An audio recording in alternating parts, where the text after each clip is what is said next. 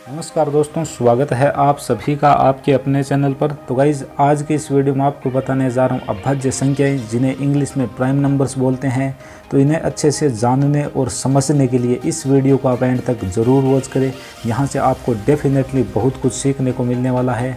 तो मेरे साथ आप एंड तक बने रहें। और मेन बात गाइज, ये जो मैं क्लासेज आपको दे रहा हूँ, इनके नोट्स बनाना आप बिल्कुल भी नहीं भूलें। और यदि आपको नोट्स बनाने में कोई दिक्कत, कोई परेशानी हो रही हो तो आप मुझे कमेंट सेक्शन में कमेंट करना। मैं आपके लिए एक टेलीग्राम ग्रुप बना दूंगा अलग से, जहाँ पर मैं ये जो भी आपकी क्लासेज लेता हूँ, जो भी मेरे पास में ये पेज है नोट्स रूप में, वो मैं वहाँ पर अपलोड कर दूँगा। तो आप वहाँ से ईजीली लिख सकते हो। क्लास को आप बेझिझक यहाँ से आराम से देखिए। तो देखिए, सर्वप्रथम गाइज, अभाज्य संख्याओं की डेफिनेशन यानी कि परिभाषा है वे संख्याएं जिनमें एक व स्वयं संख्या के अलावा अन्य संख्या का भाग न जाता हो। भाज्य संख्या पढ़ी थी, उसमें यहाँ पर न नहीं था, बाकी सब कुछ ऐसा कैसा था। तो जाता हो तब तो हो जाएंगी भाज्य संख्या, और न जाता हो तब हो जाएगी अभाज्य संख्या। एक बात और बता दूँ, जहाँ जहाँ पे न आएगा वहाँ पे यहाँ पर ए आ जाएगा। जैसे कि संभव, किसी काम को कर सकते हैं, किसी काम को नहीं कर सकते, तो वो क्या हो जाएगा, असंभव। तो देखो, संभव का आगे वहाँ पे क्या लगा, ए लगा। तो आप ऐसी बातों को याद रखा करें। ये कॉन्सेप्ट है हिंदी के भी, जो कि आपके मैथमेटिक्स में भी काम आ रहे हैं। तो अभाज्य संख्या कहलाती है। दूसरी डेफिनेशन देखिए, जो कि पहली डेफिनेशन से ज़्यादा कारगर मानता हूँ मैं कॉन्सेप्ट की दृष्टि से। वे संख्याएं जिनके सिर्फ और सिर्फ दो ही गुणनखंड, यानी कि केवल दो फैक्टर, ओनली टू फैक्टर्स। ठीक है, a number which have only two factors. समझ गए होंगे, ठीक है। और आगे आगे और ज़्यादा समझ में आ जाएगा। तो चलते हैं अब आगे। तो देखिए गाइज, यहाँ पर मैंने अभाज्य संख्याएं लिख रखी है। पहली अभाज्य संख्या 2, ठीक है ना। तो इसमें 1 और 2 का ही भाग जाता है सिर्फ, यानी कि इसके दो ही फैक्टर। 3 में देख लो आप 1 और 3 का, 5 में देख लो 1 और 5 का। तो मेरी दोनों की दोनों जो परिभाषाएं हैं वो एकदम बिल्कुल सही है। आप इनको नोट कर लेना, अच्छे से याद कर लेना और कॉन्सेप्ट सीखना। यदि आप कॉन्सेप्ट सीखोगे, सभी चीज़ें आपके अपने आप याद रहेगी। अब देखो, मैंने नोट लिख रखे हैं यहाँ पर। तो पहला नोट है, सबसे छोटी अभाज्य संख्या 2 है। बहुत सारे स्टूडेंट्स को इसमें भी डाउट रहता है। कोई 1 बोलता है, कोई 2 बोलता है, कोई 3 बोलता है, तो कोई 4 बोलता है। बट आज से आपको ध्यान में रखना है कि 2 है। आप बताओ, 1 का तो सिर्फ एक ही गुणनखंड है, उसके बाद में 2 आता है। तो 2 के 1 और 2 गुणनखंड है, फिर 3 आता है। बट आप बताइए, 2 और 3 में से छोटा कौन है? 2। तो सबसे छोटी अभाज्य संख्या कौन सी हो जाएगी? 2 हो जाएगी। तो 2 नंबर नोट में देखिए गाइज, 2 एकमात्र सम अभाज्य संख्या है। बाकी सभी अभाज्य संख्याएं विषम होती है। 2 के अलावा जितनी भी अभाज्य संख्याएं यहाँ पर आएगी ना, आगे जो लिखी है मैंने, आगे भी आएगी, वो सभी क्या होगी? विषम होगी। 2 एकमात्र सम अभाज्य संख्या है, याद रख लें।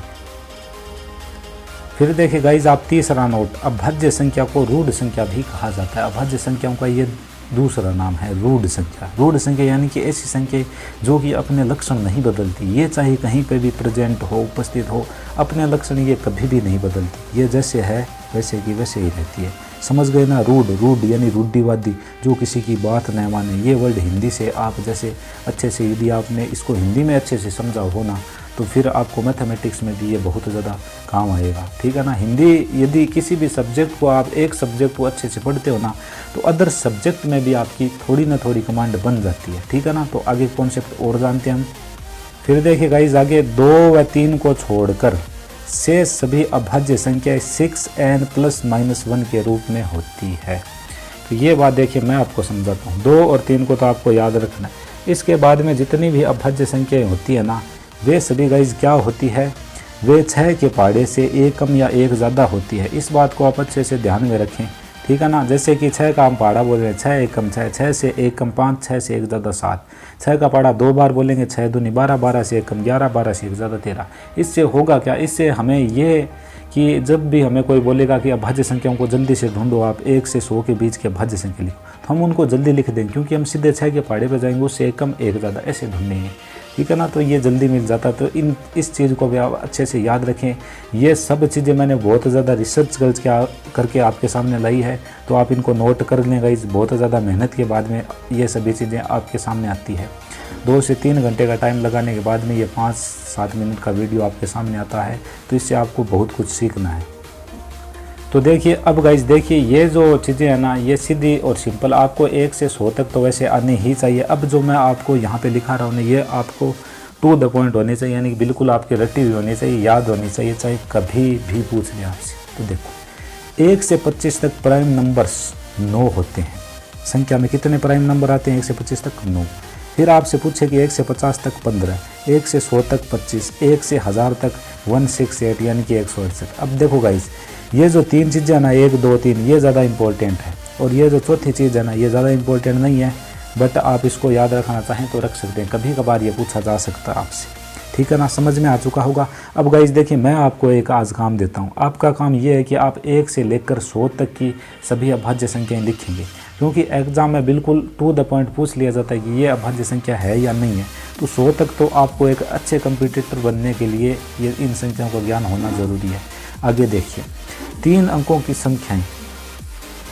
तो गाइज 3 अंकों की जो छोटी संख्याएं होती है ना प्राइम नंबर्स, 3 अंक की सबसे छोटी, जैसे बोलते हैं ना, ठीक है। तो 3 अंक की सबसे छोटी है 101, उसके बाद में 103 है, उसके बाद 107, 109, 113, ऐसे ये आपको देखो इनको सीधा याद रखना है। सीधी और सिंपल सी बात बोल रहा है, एग्जाम में सीधी पूछी जाती है। 101, 105 ऐसे आपको दे देगा, पूछेगा कि इनमें से कौन सी प्राइम नंबर नहीं है, ये सबसे छोटी प्राइम नंबर कौन सी है 3 अंकों की। ठीक है, फिर देखिए एक चीज़ और आपको याद करनी है कि 3 अंक की सबसे बड़ी प्राइम संख्या, प्राइम नंबर कौन सा है, प्राइम नंबर्स, ठीक है, यानी कि अभाज्य संख्या 3 अंक की सबसे बड़ी कौन सी है, तो 997 है। तो ये जो चीज़ें थी वो आपको बिल्कुल याद रखनी है।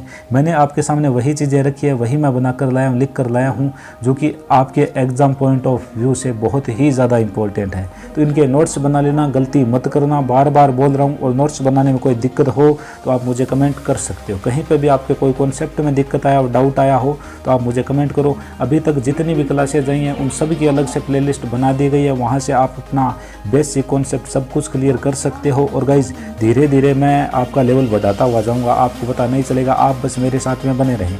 तो गाइज इस वीडियो में सिर्फ इतना ही, मिलेंगे नेक्स्ट वीडियो में। कमेंट सेक्शन में कमेंट करना बिल्कुल भी ना भूलें।